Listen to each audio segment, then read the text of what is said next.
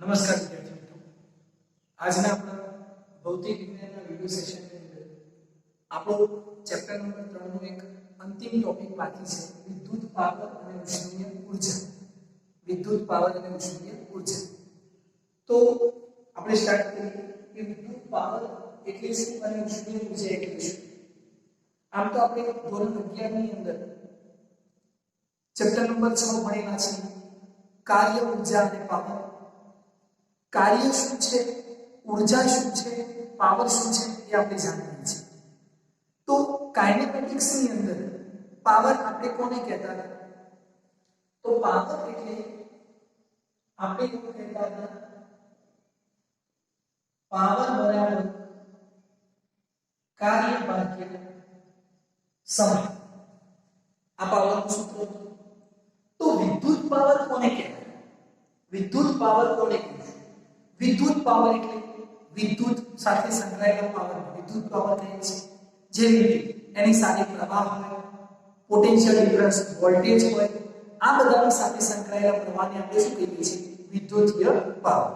Okay, હવે અહીંયા આગળ એક પોઈન્ટ છે A અને અહીંયા આગળ એક પોઈન્ટ છે પોઈન્ટ B. આની જોડે વિદ્યુત સ્થિતિમાન છે V અને આની જોડે વિદ્યુત સ્થિતિમાન છે 0. તો પ્રવાહ કઈ દિશામાં ગતિ કરશે? તો આપણે જાણીએ છીએ કે ઊંચા વિદ્યુત સ્થિતિમાનથી નીચા વિદ્યુત સ્થિતિમાન તરફ. આનું નીચું વિદ્યુત સ્થિતિમાન છે, આનું ઊંચું વિદ્યુત સ્થિતિમાન છે, તો A થી B તરફ ગતિ કરશે. તો A અને B વચ્ચેનું વિદ્યુત સ્થિતિમાનનો તફાવત કેટલો? તો ધ્યાન આપજો, A અને B વચ્ચે વિદ્યુત સ્થિતિમાનનો તફાવત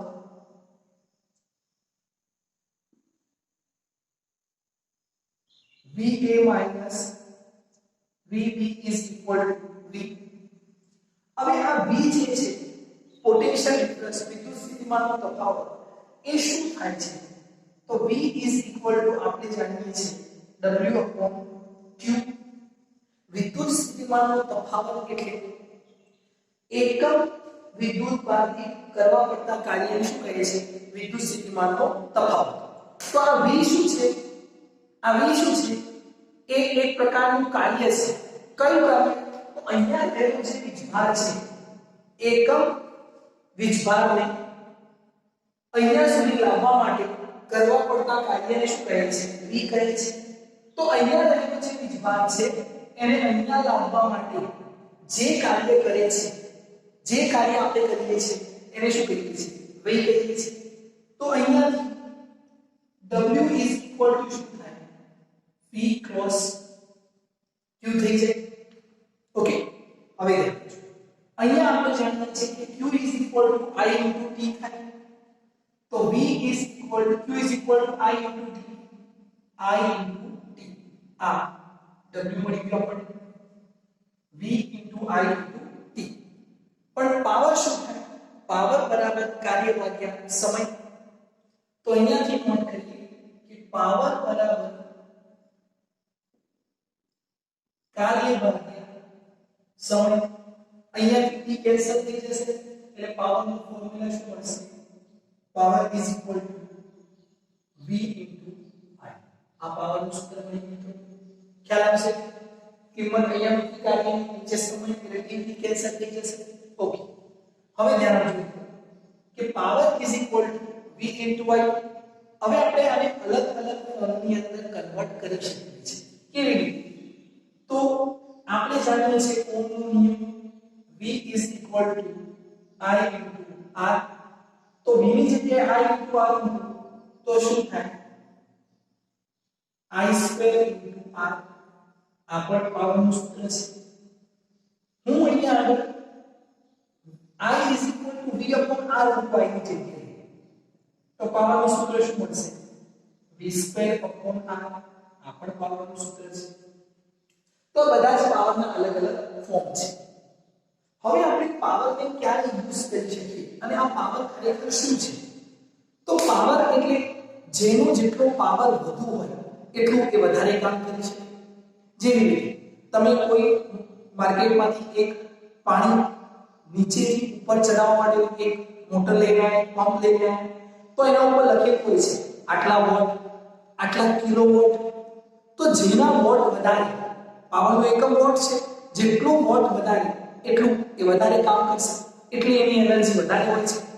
તો પાવર એટલે શું થાય? I² * R, V² / R અથવા V * I. આ પાવરનો ફોર્મ્યુલા થશે. ઓકે, બીજી વસ્તુ અહીંયા જોજો, પાવરની અંદર મારે આ ફોર્મ્યુલા ક્યારે યુઝ કરું અને આને કઈ જગ્યાએ યુઝ કરું, આને કઈ જગ્યાએ યુઝ કરું અને આને કઈ જગ્યાએ યુઝ કરું? તો સમજો, જ્યારે I અચળ હોય ત્યારે આ સૂત્રનો ઉપયોગ કરીએ છીએ, અને જ્યારે V અચળ હોય તો આ સૂત્રનો ઉપયોગ કરીએ છીએ. જેવી રીતે માનો કે અહીંયા આપણે અવરોધોનું શ્રેણી અને સમાંતર જોડાણ જોયેલું છે. શ્રેણી જોડાણની અંદર એક અવરોધ અહીંયા, બીજો અવરોધ અહીંયા, ત્રીજો અવરોધ અહીંયા, આવા આપણે n અવરોધને પણ જોડી શકીએ છીએ. અહીંયા આપણે બેટરી જોઈન કરીએ, આ પ્લસ આ માઈનસ. આનો અવરોધ કેટલો છે? R1. આ કેટલો છે? R2. આ કેટલો છે? R3. આને આપણે કયા જોડાણમાં જોડેલા છે? શ્રેણી જોડાણ. શ્રેણી જોડાણની અંદર શું અચળ હોય? વિદ્યુત બાર અહીંયાથી ગતિ કરતા કરતા એન્ટર થશે.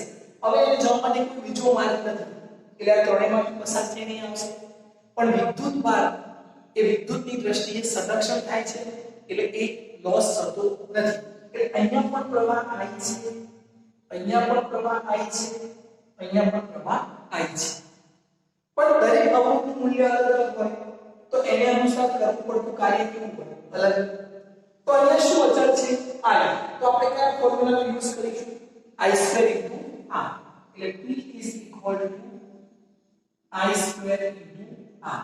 આ સૂત્રનો ઉપયોગ કરીશું. ખ્યાલ આવશે? હવે સમાંતર જોડાણની અંદર અહીંયા એક અવરોધ છે, બીજો એક અવરોધ અહીંયા છે, ત્રીજો એક અવરોધ અહીંયા છે. આ બંને સમાંતરમાં જોડેલા છે. એની વચ્ચે આપણે બેટરી સપ્લાય આપી દઈએ, પ્લસ માઈનસ. આનું મૂલ્ય R1, R2, R3. અહીંયા V ઇક્વલ હોય, અહીંયા પણ V ઇક્વલ હોય, V ઇક્વલ. પણ અહીંયા વિદ્યુત પ્રવાહને જવા માટે અલગ અલગ રસ્તા છે, એટલે દરેકની અંદર I કેવો હશે? અલગ અલગ હશે. અહીંયા I3, અહીંયા I2 અને અહીંયા I. તો અહીંયા પાવરનું કયું સૂત્ર યુઝ થશે? Power = V² / R. ખ્યાલ આવશે? આ પાવરનું ફોર્મ્યુલા થાય. સમજાય છે? તો પાવર = બે ફોર્મ્યુલા છે, એ બંનેનો આપણે હવે અહીંયા વિદ્યાર્થી તો બંનેની અંદરથી કઈ ફોર્મ્યુલા ક્યારે યુઝ કરવું સમજાશે? I અચળ હોય અને I ક્યારે અચળ હોય? શ્રેણી જોડાણની અંદર. V ક્યારે અચળ હોય? સમાંતર જોડાણની અંદર. ઓકે, હવે ધ્યાન આપજો. અહીંયા પાવરનો એકમ શું થાય? તો પાવરનો એકમ થાય વોટ, કિલોવોટ. આ પાવરનો એકમ છે. એકમ શું થાય? વોટ. કિલોવોટ પણ એનો એકમ છે, બરાબર છે? આ પણ એકમ છે, આ પણ એકમ છે. તો મોટી મોટી મશીનરીની અંદર કિલોવોટની અંદર પાવર આપણે મેઝર કરતા હોઈએ છીએ. તો આ પાવર છે. ઓકે, હવે બીજી વસ્તુ, પાવર એક પ્રકારની સ્ટ્રેન્થ, બરાબર છે? ઓકે, હવે એના પછી ઉષ્મીય ઊર્જા એટલે હીટ એનર્જી કઈ? તો ઉષ્મીય ઊર્જા જે છે અહીંયા જોઈએ આપણે, ઉષ્મીય ઊર્જા HLDI. હવે આ ઉષ્મીય ઊર્જા શું છે? તો ધ્યાન રાખજો, ખૂબ જ સરળ એનું ટોપિક જે છે. મોબાઈલ આપણે યુઝ કરીએ છીએ, ઘણો સમય મોબાઈલ યુઝ કર્યા પછી મોબાઈલ ગરમ થાય છે.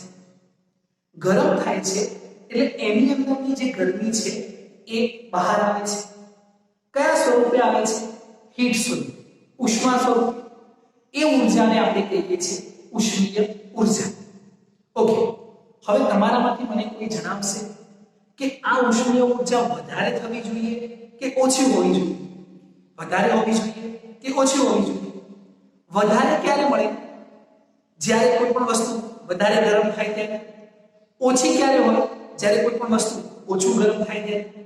તો મોબાઈલ વધારે હીટ થવો જોઈએ કે ઓછો હીટ થવો જોઈએ? ઓછો. ખ્યાલ આવશે મિત્રો? એ જ રીતે આપણે આપણા ઘરની અંદર કોઈ પણ વસ્તુ યુઝ કરતા હોઈએ, તમે ટેલિવિઝન જોતા હોય તો તમારા પેરેન્ટ્સ પણ તમને કહેતા હશે કે હવે બંધ કરો ટેલિવિઝન, ટીવી ગરમ થયું છે. તો કોઈ પણ વસ્તુ હીટ પકડે છે એ એટલે ઉષ્માનો વ્યય કરે છે. શું કરે છે? ઉષ્માનો વ્યય. ઉષ્માનો વ્યય કરે છે, આપણે જે કહીએ ને લોસ કરે છે. તો આ લોસ બને એમ ઓછો થવો જોઈએ. હવે ક્યારે ઉષ્માનો વ્યય વધુ થાય? જેની અંદર પ્રવાહ વધારે ફ્લો થતો હોય એની અંદર ઉષ્માનો વ્યય વધુ થાય. તમે માર્કેટની અંદર ગયા અને તમે એવું કીધું કે મોબાઈલ શોપ પર જઈને કે મારે ચાર્જર જોઈએ છે. તમને એ શું કહેશે કે સાહેબ આ 100 વાળું ચાર્જર લઈ જાઓ, એક જ કલાકની અંદર ચાર્જિંગ થઈ જશે, ફૂલ ચાર્જ થશે.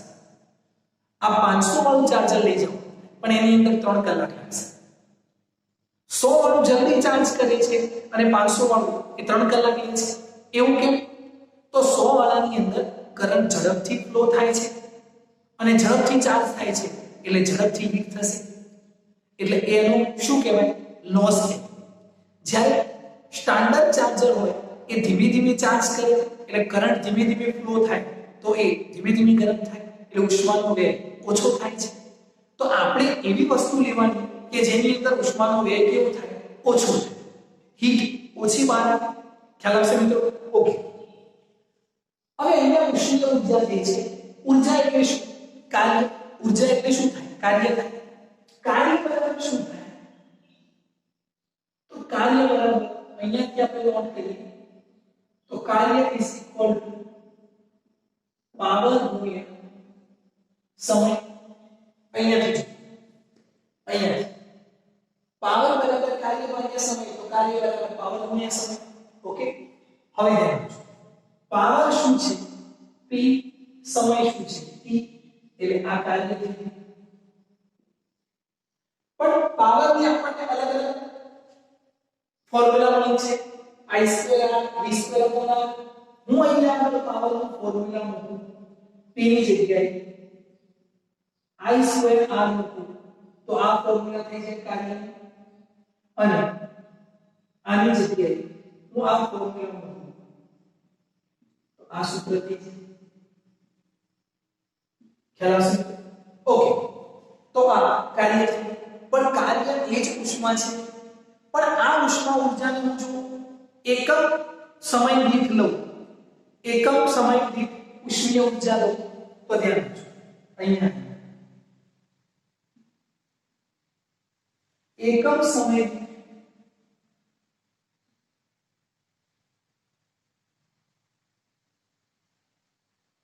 ઉષ્મીય ઊર્જા એને આપણે h કહીએ છીએ. તો h ઇઝ ઇક્વલ ટુ શું થશે? એકમ સમય લો એટલે t કેન્સલ થઈ જાય તો શું થાય? I2R. શું થાય? I2R. બીજું h ઇઝ ઇક્વલ ટુ શું થાય? V2R. આ થઈ જાય. ઓકે. આ ઉષ્મીય ઊર્જા થઈ ગઈ એકમ સમય દીઠ. ઓકે. પાવર નો એકમ વોટ છે, ઉષ્માનો એકમ શું છે? જૂલ. ઉષ્માનો એકમ શું છે? જૂલ છે. ધ્યાન રાખજો. ઉષ્માનો એકમ જૂલ છે. હવે હું અહીંયા નોંધ કરું કાર્ય બરાબર અથવા ઊર્જા બરાબર ઉષ્માની ઊર્જા છે પાવર ગુણ્યા સમય. હવે જ્યારે જ્યારે ખૂબ મોટા મશીન હોય એનો પાવર કિલોવોટ ની અંદર હોય છે. શામાં હોય છે? કિલોવોટ ની અંદર. તો આને હું નોટ કરું પાવર નો એકમ કિલોવોટ, અને એ મશીન આપણે સેકન્ડ ની અંદર કામ કરે છે એમ નથી કહેતા. શાની અંદર કામ કરે છે? કલાકની અંદર. 10 કલાક કામ કરે છે, 12 કલાક કામ કરે છે, 15 કલાક કામ કરે છે, એવું કહીએ છીએ. તો આ સમય આપણે લઈએ કલાક. ઓકે. હવે કિલોવોટ એટલે 1000 કિલો એટલે 1000 થાય. 10 ની 3 ઘાત વોટ થાય અને 1 કલાક એટલે 3600 સેકન્ડ થાય. ઓકે, શું થશે 10 ની 3 ઘાત અહીંયા શું થાય 1 2 3 આ શું થયું વોટ ઇન્ટુ સેકન્ડ 1 2 3 4 5 6 આને હું અત્યારે લખું 3.6 into 10⁶ વોટ ઇન્ટુ સેકન્ડ. આ શું થયું ઉષ્મા h. ઓકે, તો watt into second kilowatt hour આપણે જોડે તમે ઘણી વાર જોયું કિલોવોટ અવર એ બેઝિકલી પાવરનો એકમ નથી. કોનો એકમ છે ઊર્જાનો એકમ છે. ખ્યાલ આવશે શાનો એકમ છે ઊર્જાનો એકમ છે કિલોવોટ અવર. તો આના બરાબર જૂલ થાય તો અહીંયા આગળ h is equal to 3.6 into 10⁶ joule. એટલે 1 વોટ ઇન્ટુ સેકન્ડ બરાબર આટલા જૂલ થાય. ઓકે, તો આ તમારે યાદ રાખવાનું છે. હવે આનો યુઝ કરી તમારા ઘરની અંદર જ્યારે મીટર રીડિંગ કરવાવાળા આવે તો એ યુનિટ જોવે છે. બરાબર છે, 1 યુનિટ એટલે આટલા જૂલ સેકન્ડ થાય. બરાબર છે, તો આના ઉપરથી એ લાઈટને કાઉન્ટ કરી શકે છે. આપણે પણ કરી શકીએ. આપણને 1 યુનિટનો ભાવ ખબર હોય તો 1 યુનિટ બરાબર આટલી જૂલ તો આટલા અનુસાર કેટલા થશે. ઓકે, તો ઉષ્મીય ઊર્જા શું છે એ ખ્યાલ આવે છે. જ્યારે કોઈ પણ વસ્તુ ગરમ થાય છે જે ઉષ્મા બહાર નીકળે છે એને ઉષ્મીય ઊર્જા કહીએ છીએ. અને આને આપણે ઓહમિક લોસ પણ કહીએ છીએ. ઓહમિક લોસ ઓહમિક વ્યય. શું શાને આપણે ઓહમિક વ્યય કહીએ છીએ કોઈ પણ વસ્તુ જ્યારે હીટ થાય છે અને જે ઉષ્મા બહાર નીકળે છે એને આપણે ઉષ્મીય વ્યય ઓહમિક વ્યય કહીએ છીએ. બરાબર છે, તો આ ઉષ્મીય ઊર્જા અને આ વિદ્યુત પાવર છે તમને અહીંયા જણાવેલું છે. તો ઉષ્મીય ઊર્જા અને વિદ્યુતીય પાવર બંને ખૂબ જ સરળ છે ટોપિક. આ બંનેનો યુઝ કરી અને આપણે ઘણા બધા ફોર્મ્યુલાની મદદથી આને સોલ્વ કરીશું. તો આ તમારે યાદ રાખવાના છે બધા જ ફોર્મ્યુલા. ઓકે, તો અહીંયા સુધી તમારે યાદ રાખવાનું છે.